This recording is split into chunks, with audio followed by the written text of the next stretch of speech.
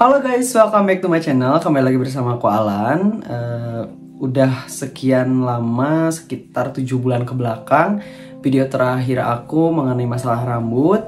Dan baru kali ini aku bisa post lagi. Ini sudah sekitar 2 tahun 7 bulan lah ya. Dan hasilnya ya tidak terlalu signifikan, masih tetap seperti video sebelumnya. Jadi kesimpulannya menurut aku setelah di-review selama 2 tahun 7 bulan ini, kalau penderita alopecia androgenetik itu tidak bisa kembali 100% meskipun sudah menggunakan finasteride 1 mg dan minoxidil 5%. Hasilnya akan ya di sekitaran 85% lah ya. Tapi itu pun kalau kita intens memakai finasteride dan minoxidil. Kalau tidak sama sekali menggunakan, ada kemungkinan besar akan terus menipis dan akan terjadinya kebotakan.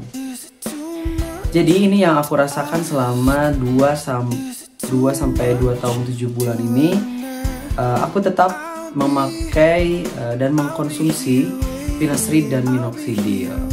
Minoxidil yang aku pakai saat ini masih tetap Regro Forte 5%, dan finasteridnya sendiri aku masih menggunakan Prostacom yang dipecah. Sebenarnya itu kurang efektif, tapi selama yang ini yang aku rasakan sih ada efeknya ya. Meskipun kadang aku pakai Finvesia ataupun Proscalpin, tapi karena di marketplace kadang-kadang si produknya itu kadang stoknya habis atau si tokonya kadang juga hilang. Jadi memang itu kendala yang sering dihadapi saat mau membeli finasteride. Banyak yang bertanya juga mengenai link pembelian tokonya. Aku nggak bisa ngasih secara detail karena maksudnya aku nggak bisa ngasih link yang sama, karena kadang ketika link tersebut diklik produknya sudah tidak ada.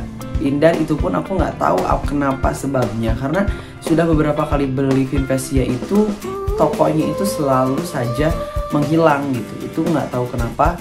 Kemudian alternatifnya adalah aku selalu pakai Prostacom kembali dan dipecah menjadi 5. Tapi sampai saat ini penipisan dan kebotakan yang terjadi ternyata tidak ada. Jadi masih tetap stay pada progres yang 85% itu. Jadi kalau menurut aku sih fine-fine aja kalau kita mau pakai Prostacom yang dipecah juga, asal kita konsisten aja. Dan jangan lupa minoxidilnya itu yang aku rasain sih. Minoxidil itu yang sangat membantu banget. Cuman untuk bulan-bulan kebelakang ini aku nggak pernah pakai selama 2 kali sehari ya. Jadi hanya maintenance aja, hanya 1 kali sehari, yaitu di pagi atau di sore hari aja. Jadinya aku pakainya hanya 1 kali. Tapi yang aku rasain memang nggak ada pengaruh yang begitu besar. Aku nggak mengalami kerontokan lagi yang begitu banyak. Justru rambut aku stay dan tetap bertahan pada posisi yang progres 85% ini. Jadi aku mau ngeliatin ke kalian, ini masih tetap segini dan ini nggak ada penurunan atau kenaikan volume rambut. Jadi masih tetap segini-segini aja dari bukan 2 tahun ya, sekitar 1 tahun ke belakang lah.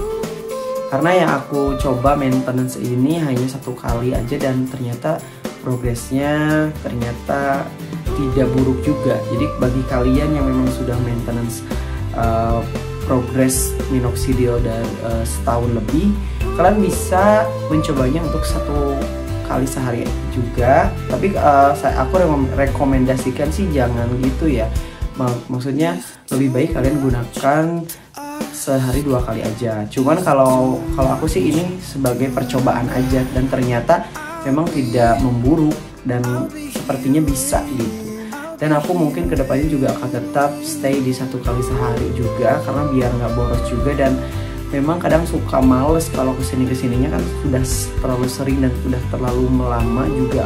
Kadang merasa bosan dan malas aja untuk pakai 2 kali, dan akhirnya aku pakai sehari sekali. Dan untuk paginya juga aku selalu rutin mengkonsumsi Finastrip.